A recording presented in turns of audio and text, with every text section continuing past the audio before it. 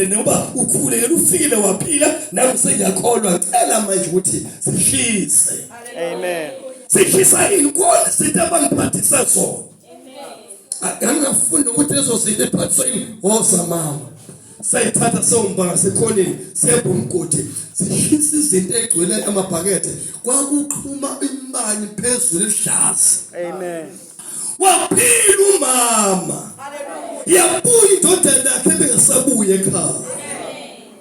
Kwaba nokuthula. Amen. Lalela mzalwane. Isinqumo sidinga senziwe kuwe. Asenziwe umfundisi okushumayizayo. Asenziwe umvangeli okushumayizayo. Isinqumo sidinga. Amen.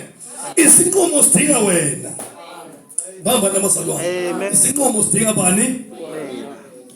Uma uye usekwenzweni ungabe unesinqumo ngempilo yakho izinto ezikushaya ngo2025 uzolihudula ungene naso 2026 ngoba into esisa umuntu omusha isinqumo. Amen. Into esisa ubhuti isinqumo. Into esisa ubaba isinqumo. Uma isinqumo singekho bangakhulekela uphile.